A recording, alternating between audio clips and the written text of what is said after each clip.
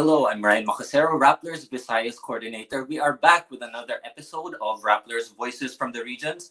And for this episode, we are kicking off Pride Month. The annual celebration celebrates the achievements and recognizes the struggle and aspirations of the LGBTQ plus community, not just in the Philippines, but all over the world. Here in the Philippines, the experiences of queer people can be vastly different from the urban centers than those living in rural parts of the country. Those who don't conform to conservative gender and sexual orientation norms have been harassed, attacked, and even killed. So here to tell us what it's like to be an LGBTQ plus journalist or storyteller in the province is Joy Marzan, a reporter for the Daily Guardian based in Iloilo, and it was also a Aries Roof of Journalism fellow. In Negros Oriental, we have Kay Breer, who identifies as a trans woman and is a correspondent for the Philippine Daily Inquirer. Later in the show, Radem Musawa, a documentary filmmaker from Zamboanga City, will be joining us as well.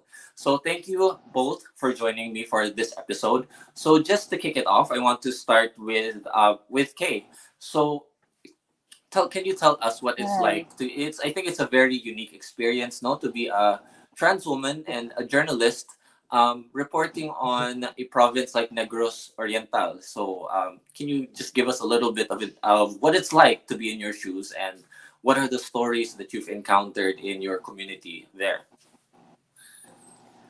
You know what, Ryan? Just being part of the LGBT community alone is already a big struggle. And because you have to endure all the gender-based discrimination against us, we have to endure it and the biases the society holds. It seems to be that we were taught that our space is under certain conditions and reservations. Imagine just being part of the LGBT community, who is a marginalized community, is working in a job that is undermined and under attack, especially in our province here in Negros Oriental. We are at the receiving end of the double strike of repression. Our jobs puts us at risk, and our gender and identity we're treated as a vulnerable subject of those risks. Being a journalist alone is very hard, and because in my case I am a trans woman, it is so attractive for oppressors to target it with different forms of attacks and intimidation just to achieve their very goal, and just to achieve their goal to silence us, or at the very least shaken our core that sustains us to become critical truth tellers. So we have a lot, me in my case, I have a lot of experience that my gender becomes a subject to those attacks. Your local government there or dealing with sources, have they ever made an issue of your gender identity? Ryan, many times. Minsan nga sinasabihan ako na when I go to sources, ask for relevant questions, especially concerning pressing issues not just in our province but in our community as a whole. Some of our sources would really tell me na, are you really a journalist? Just because on how I appear, sinasabihan nila kami na sinasabihan nila ako na, are you really a journalist? Kasi there is this one police officer who even told me na parang ikaw lang yung maingay sa BPO company. You can't be a journalist just how the way you look, because you're a trans woman. You can't just be as fearful. For a very long time, members of the LGBT community and even us trans women, we were regarded as a weak person in the society. And so this became a basis para sa mga, especially sources, people in power, to easily dismiss us. It's so hard because parang our job, for us to be able to attain the very goal of our job as a truth tellers, we have to have direct connection, or parang we have parang relationship with these sources, and these sources are, some of them are very dismissive towards just because of our gender. Minsan nga, sinasabi, I always tell myself nga, bakit kaya na parang when I ask relevant questions, I cannot give direct, parang yung mga important information, for example, about killings here in Negros Oriental, police blotters, results of police investigations. It's not given to you in a silver platter. And why is it, for me, it takes me days or even weeks to get it from relevant sources.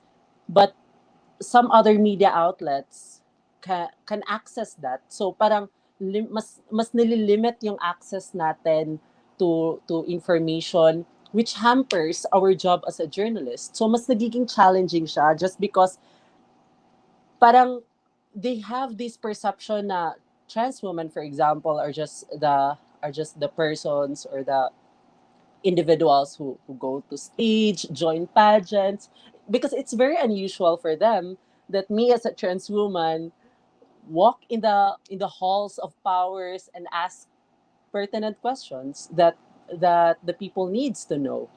And many times I've reported this to my desk, to our bureau chief, and they always told us na it's hard, but we need to stand with the spirit of defiance against this kind of repression, because doesn't the public deserves no less.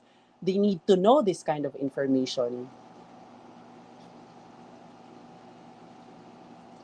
Joey now, who is based in Iloilo. And I think Iloilo is unique because it's really positioned as a more progressive place. But can you give us an insight of what it's really like, I think, on the ground? Is it as progressive as it's portrayed to be for LGBTQ plus community, and for someone like yourself who's part of the community covering Iloilo? Yeah. For me, siguro as an LGBTQ journalist here in Iloilo, it's kind of different. As Kay described it, as she has in Negros Oriental, no. Iloilo is a bit more progressive when it comes to, for example, LGBTQ, the LGBTQ community. Um, it's good that our sources have their uh, that there we have sources that are actually LGBTQ. So it's not as difficult as it is here. The Iloilo City government has an LGBTQ affairs office uh, in the city. In the city mayor's office, there's an office for LGBTQ affairs. So that's not so at least there's a closer ear to the mayor here when it comes to concerns of the LGBTQ plus community. Um, Also in the Iloilo provincial capital, there are a lot of people, of course, who identify as LGBTQ plus, or also close to the powers that be in the province of Iloilo. So and both the city and the province have a provincial anti-discrimination ordinance, and at the same time, both local governments are really supportive of LGBTQ plus celebrations in the city and province of Iloilo. So it's a bit more progressive, although I have to say the challenge here really is more of the stigma that is pitted against the LGBTQ plus community here. Um, for me, as a gay journalist, I've been asked um, uh, sexual jokes.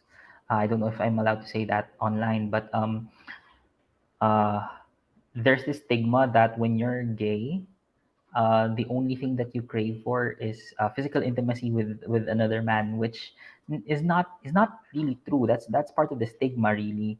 Um, and sometimes that gets in the way. Um, some of some of the more conservative sources that I've had in the past in the past year or in the past 2 years that I've been covering, um, somehow think that I'm flirting with them. And that kind of gets in the way, because I just want to be able to report. The point for me for being able to interview my sources is just I just want to be able to report, and them getting a hint of my sexuality. I think that kind of gets in the way of being able to cover properly. At the same time, there's also the banter with fellow journalists who are more traditional in a sense.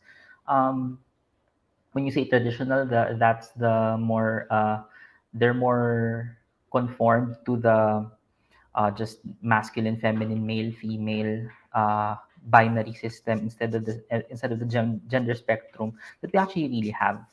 Um, of course, I've already mentioned the sex jokes, and every time, when we talk about fruits and vegetables, there's the innuendo, and then sometimes there's pointing to me, because sometimes when we're gathered here, the local media, most of them are straight men, uh, and I'm always I'm sometimes I'm the only gay man in the room, and there would be jokes thrown my way. Of course, that does not hurt me, but it kind of shows how the stigma is still very alive in the city and province of Iloilo, despite the more progressive policies that we have towards the LGBTQ plus community. Progressive, I guess, positioning of Iloilo. There's still the contrast there, no, with Yeah, the old ways versus the new ways of thinking, the new ways of reimagining the LGBTQ community. And Radem is here with us now, and you're joining us from Morocco, I believe, right?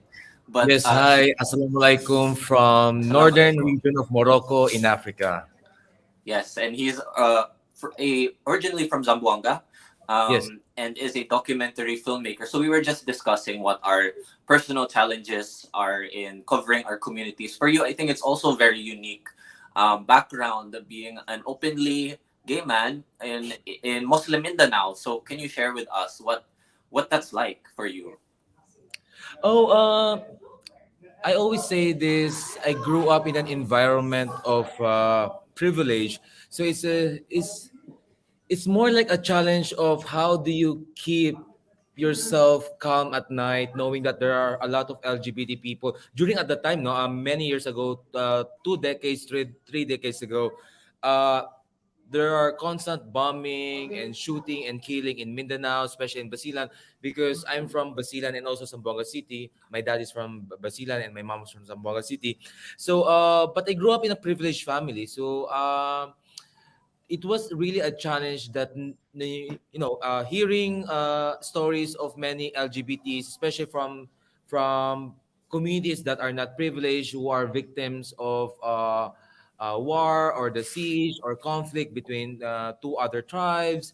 Uh, those are the challenges. So I felt like when during college, that was the time I felt that it's time to shift the narrative and give the spotlight to the gender marginalized groups in Mindanao, especially in Bangsamoro area, because there are lapses, or not lapses, but lack of media visibility, media awareness about the situation of gender marginalized groups, especially in Bangsamoro. I don't know if everyone heard all those news about violence towards the members of the LGBT during last year. Those groups of LGBTs who are playing volleyball in public, and may nagtapon ng granada sa kanila, and the groups of lesbian who were publicly shaved in public, and transgender who were beat up by street kids. But these are only the news that we hear that was picked up by the national media. There are many other issues and news of violence that were not picked up. So this is always the challenge there, and I think it is where I'm coming from as a media practitioner, to echo voices, those voices that are not being picked up by our national or local medias. So as a documentary filmmaker, has it ever been pointed out like that your gender identity or sexuality when you're doing your in the course of doing your documentary. Filmmakers have like do you have problems talking to sources or face hostilities there, for example? Oh, but I always do it in a diplomatic way. In a way, sometimes like I was just in Tawi Tawi doing my humanitarian work in another documentary film on human rights, and we also attended the friends and colleagues of those of Khalid, that trans identifying person from Tawi who got murdered a few weeks ago.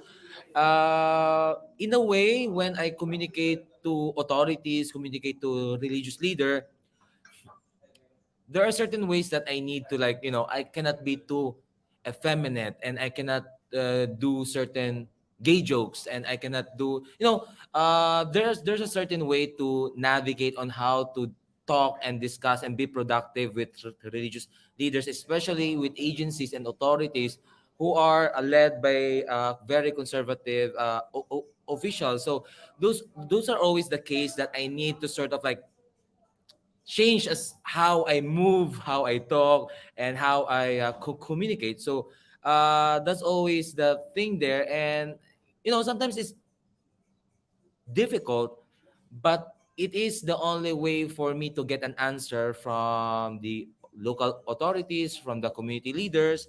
Uh, yes, there are hostilities actually, since the report of United Nations Human Rights Council on the attacks of extremist group and fundamentalist groups to me during year 2019, I have I have been advised not to go in armed conflict areas without security escort. So now every time I fly to some dangerous, well, not dangerous, but uh, armed conflict areas in Mindanao, I need to have a military or security escort with me just for extra protection, because there are still a lot of. I think that's the challenge when you are an out LGBT Moro Muslim, because there are a lot of fundamentalists who are really against it and threatening you. Uh, so there's always a risk on safety, but we do a lot of security protocol in order for me to be able to do my job. So I think those are the challenges now being visible in the LGBT community, like a visible gay ethno-linguistic group Muslim. uh, those are the challenges. Like before, when I do my filmmaking, I don't have security, so I could go just right away interview people and do whatever I want. Now it prevented me to do all the things that I want, because I need to follow certain protocol and restrictions by the military and by the UN. So those are the challenges, and yes, there are discrimination. That's a separate challenges for me when I talk to religious leaders in Mindanao. Uh, I think I just go with the flow and see where I could, be at safe while still do the work. There's a more pronounced, I guess, marginalization there compared to, let's say, Metro Manila or Metro Cebu, no? And Radhe mentioned that a lot of stories of LGBTQ plus communities in the regions don't get enough space or covered enough. For Kay and Joey, have you ever had that experience where you wanted to pursue an LGBTQ plus story, but the desk didn't, your editors didn't run it, or had a hard time convincing your desk that this was worth publishing? I guess si Kay. Sige. In my case, wala naman. My desk and yeah, they were very friendly to me. They were gender sensitive, and so far, I never tried pursuing stories about the LGBT community in Negros Oriental. Uh, it's parang in my case ba, it's a hard story to tell kasi parang you are writing the same trauma that you have experienced. So I Mm. never still had that enough courage Parang, kasi I'm part of the story. I didn't, yan yung parang unique part. Yan yung challenging part also, being a trans woman journalist. It's that you, we do not just follow and tell the truth, but we also experience it. Mm-mm. And we were Mhm. talking off cam diba earlier that I think you're the only one of the very few trans woman journalists that I Yes. personally know Oo. in Philippine media. Actually, I don't know very many. So despite the challenges, why do you keep pushing? Why do you keep doing what you do? Um, I think this is the high time also to parang tell everyone na your passion is really not about is it's really not influenced of your gender. I mean, parang ang gender mo hindi talaga siya makakapekto sa kung anong gusto mo or what you wanted to do or wanted to work with. And also, uh there were only few journalists here in our province, and it's although it's a challenge, pod it's a challenge also to become a trans woman journalist in a very macho feudal community. Pero what drives me most is that the reality na we have more to tell and we have more stories to follow. Mm-mm. How about Joey? I know you're from regional media, so the Daily Guardian, and how about in that setting? Are regional media in the Western Visayas pretty open to covering LGBTQ plus issues in the local level? Yeah, for me, I was able to cover. I actually just finished sending a story on how LGBTQ plus community here in in the city and province of Iloilo is, and I was also able to make profiles of those uh, uh, who are LGBTQ plus when there's an interesting story about their life. For example, last year I was able to cover um, uh, Miss Trans Global Philippines, the Miss Trans Global Philippines candidate, because she's from Iloilo. She's originally from Iloilo, but she's currently based in Manila. So I was able to interview her, and I was able to, and I did not actually encounter any problems with that. I don't have any problems covering LGBTQ plus um, uh, topics, pero of course it's a bit more difficult to uh, to go deeper because there's actually a lot to unpack. I was able to interview people from the who are lead conveners of LGBTQ plus persons here in Iloilo, and they really said and we they really said that there's a bit of a lot of things to unpack. That's why our I really kept our discussions on the challenges that the LGBTQ plus community faces because um, the stigma really, yeah, let's go back to the stigma that I mentioned. It's really, it's really difficult for them to be able to organize in Iloilo.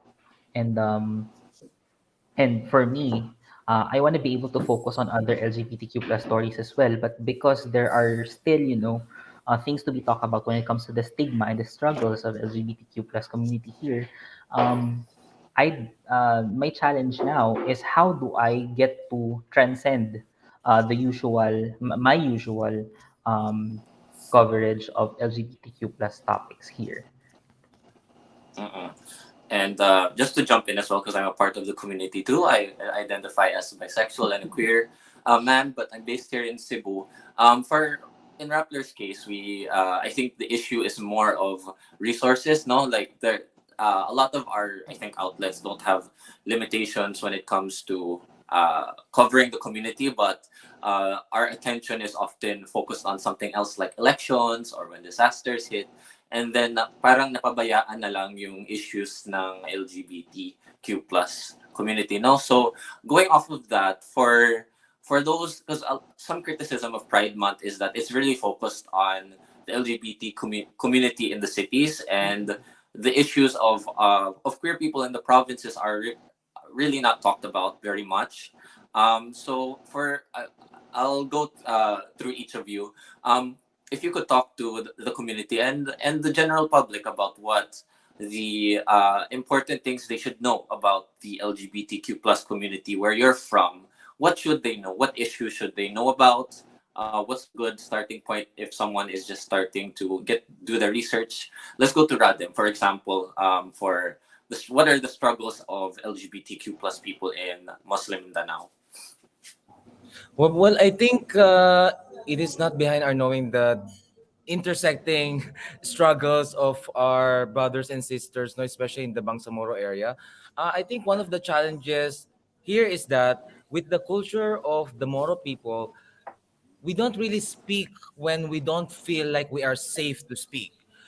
There's always a challenge here. Like, for example, I have a lot of friends from the media or from other platform that has voices and has capacity to talk or echo the voices. The challenges here is that I would always tell them like, hey, there's a case here, can you help us, can you spread the news and whatsoever, and they would always say like, oh, I think it's better if they speak up. I think it's the same with the LGBT movement here in the Philippines.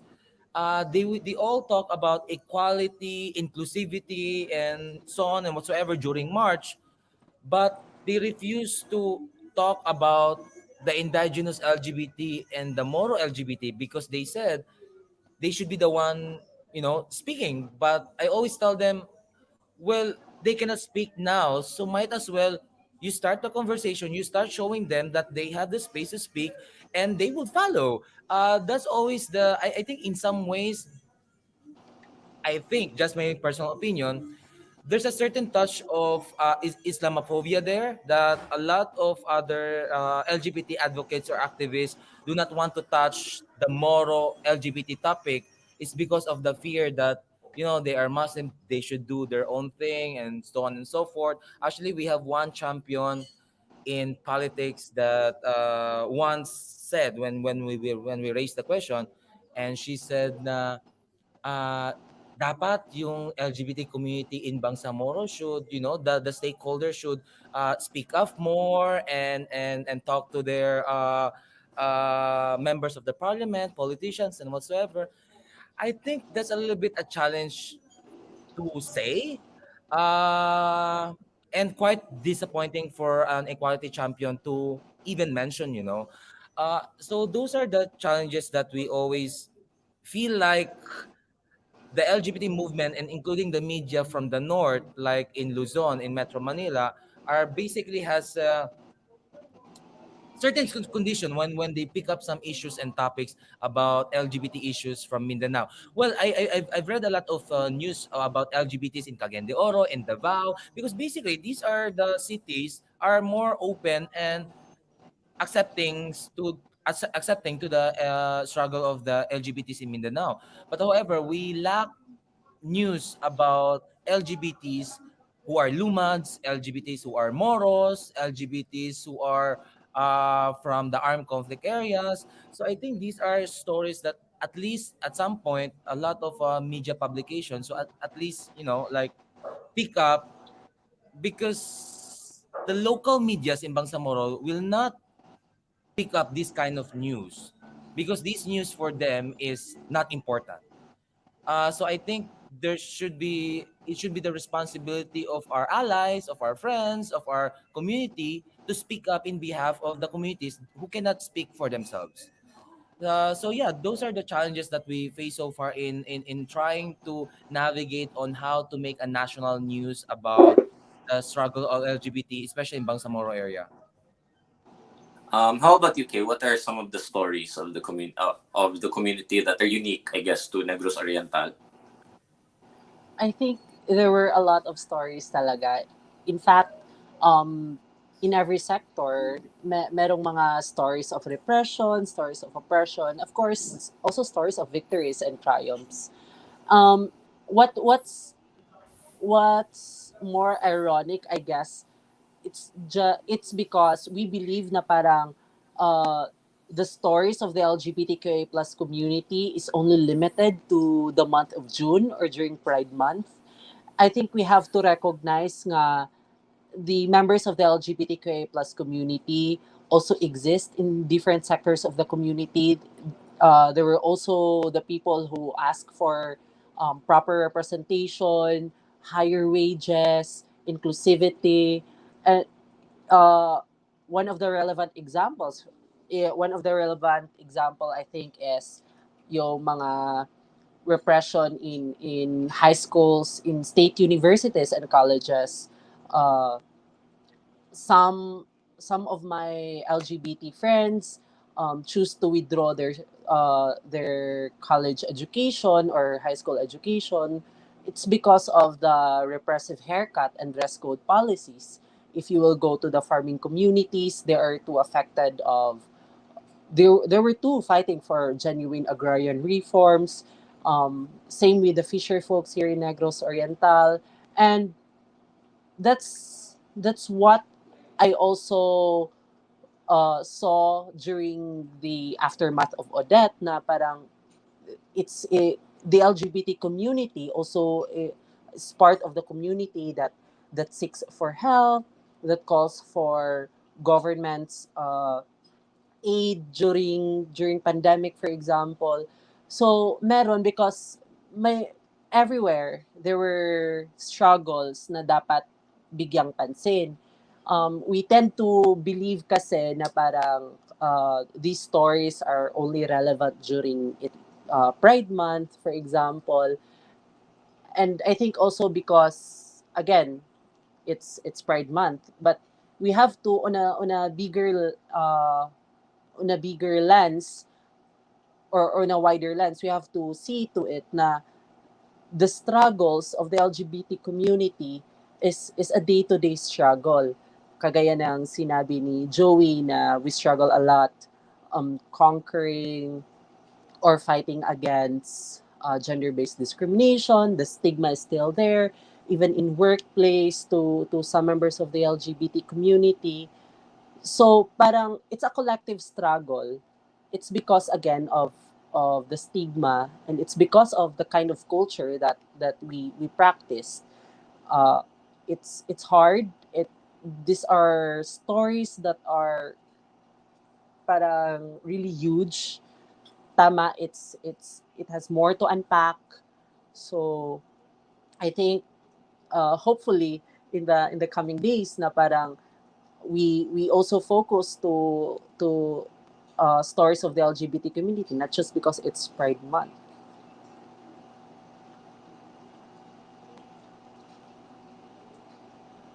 Um, yeah, I think I was muted, but I think Kay and Radim make a good point about intersectionality, about how the struggle of the LGBTQ plus community is interconnected with the struggles of other marginalized sectors, such as the fisher folks, um, such as laborers, such as healthcare workers. We're part of every sector, and I think looking for those stories is also looking at those issues as well. There is an LGBTQ Mm-mm. plus story in there somehow. For example, here in Cebu, there were many cases of trans women who were not able to access um, important medicines and therapies during that time when they were locked down.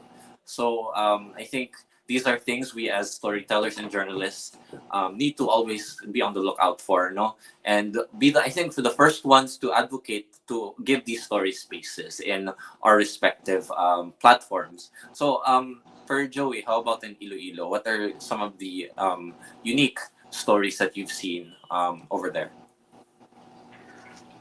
Siguro the unique stories I've seen over here is the resilience siguro Mm. of the LGBTQ plus community kasi um, uh, what I failed to mention kanina no is Iloilo is still very traditional, still very conservative, and um, and that's the reason why we have these that's the reason why the stigma still remains.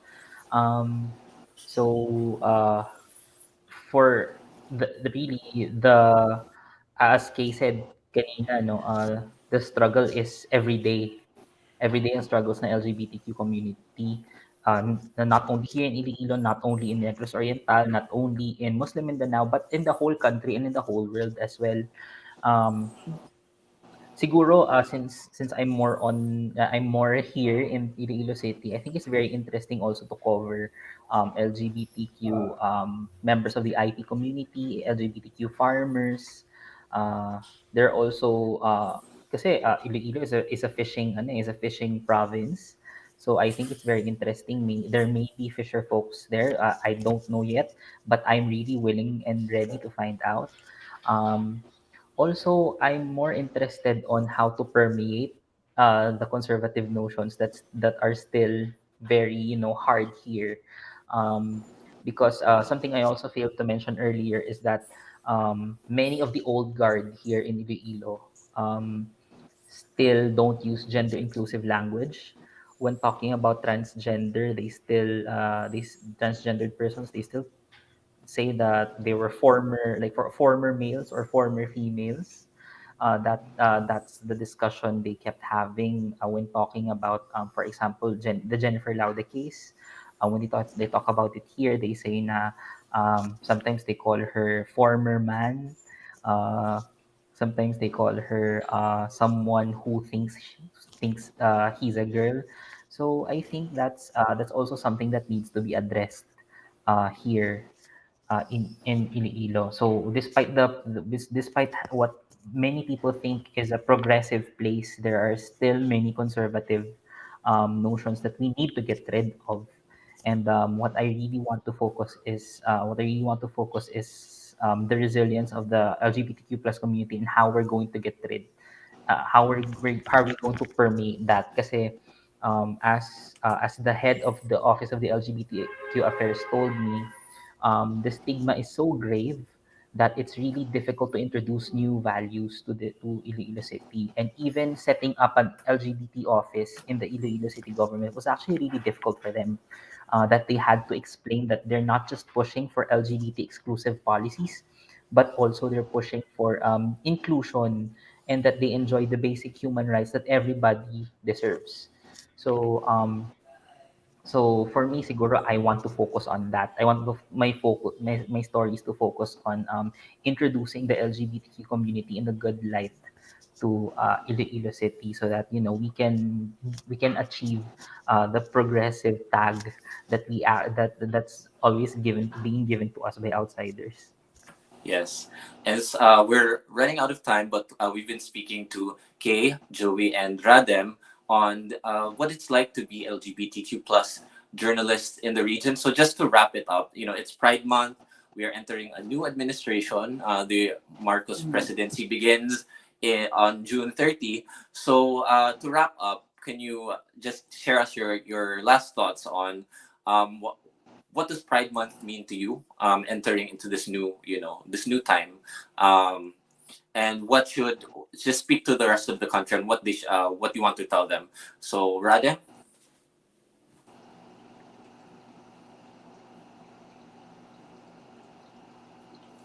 sorry, you're muted. Yeah. Okay, go ahead. So, one thing I wanted to highlight first is that every time I do an interview to a lot of members of the LGBT, they always have this fear that it will get them in trouble. I think in Pride Month, it is this time that we should be fearless in pursuit on the things that we love. We should not be fearful simply because of the topic of who do we love and who do we want to be with. So I think the Pride Month will give that avenue, and hopefully the Pride Month will give that space. There will be a lot of groups in entire country that will be holding their Pride March, and hopefully this Pride Month will have will bring an impact to the upcoming government that laws and ordinances for the LGBT and for everyone should have an urgent priority for the legislation. And also, I also wanted to add one more. If you're if you're equality is not inclusive, then definitely your equality is not for human rights at all. So that's how want to wrap it up. And thank you, Ryan. Thank you, Radem. Joey. Similar to what Radam said, if your equality is not inclusive, then what is it? Um, the central theme of the Marcos campaign, the Marcos Jr. campaign in the 2022 presidential elections is all about unity. And of course, there have been many LGBTQ plus persons who have been endorsed uh, the former senator and now president-elect Bongbong Marcos, and that includes the first transgender congresswoman Geraldine Roman and other LGBTQ plus celebrities who are across the gender spectrum, and I really hope that in the message of unity or the sama-sama tayong babangon muli, I hope that he listens to the LGBTQ plus community and be able to identify their struggles and to be able to pass policies and legislation that are necessary for the achievement of the basic human rights that has been fought for so many years. There's always there's always same-sex marriage bill being filed.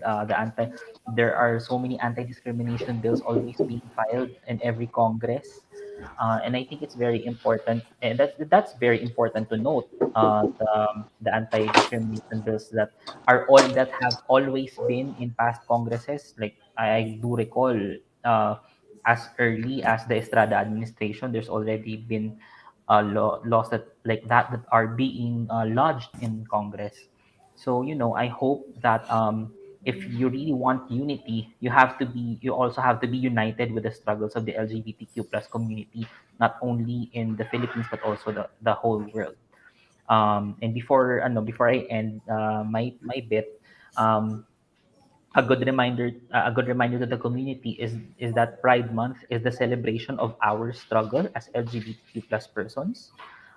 Hindi tayo nagpa-Pride Month para i-celebrate yung ating kaligayahan lang, kundi para alalahanin kung paano ba tayo nakarating dito. Uh, um, Remembering the persons who once were key to make sure that we are enjoying the rights that we have today. Yun lang. Thank you so much, Joey. So, Kay, your last thoughts. You know what, Ryan? For a very long time, Pride has been reduced as a mere spectacle. Society perceived us that we were just persons of entertainment. I think, hopefully, this administration will be part of the You collective also have to be action to, united with the struggles of the LGBTQ. yeah, part of the collective action to what Pride for a very long for first and foremost really mean. So pride is a protest. Pride means a fight back to the oppression that the community have experienced. Uh, uh, we already argued that the LGBT community and their struggles is not any different to the struggles of other sectors in the community.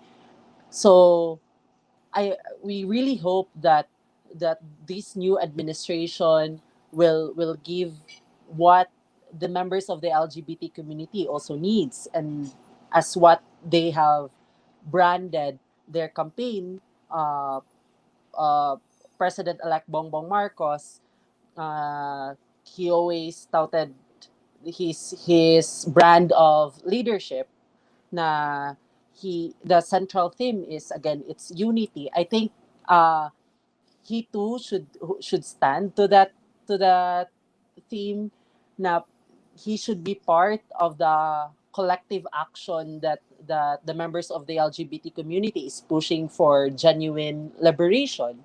So the members of the LGBT community also needs inclusivity in education, in workplace, and in different communities in the country We also fight for just and livable wages, genuine agrarian reform, and these hopefully that this can be attained in this administration. So, yun, ang paglaya ng bayan ay ang paglaya ng kasarian. Yes, and I agree with all of you. For me, Pride is not just about celebration, although it is. It's also a protest, and those Yes. who have fought for the rights that we have now, we have to continue. And I think we all have a role to play in advocating for these for not special rights but human rights, the same rights that everyone else has. So thank you so much, Kay, Joey, and Radim, for joining us. So you've been watching this special episode of Voices from the Region, a special Pride Month episode. So happy Pride to everyone, and thank you for watching. Happy Pride, shukran, Happy sukor. Pride! Happy Pride. Thank you.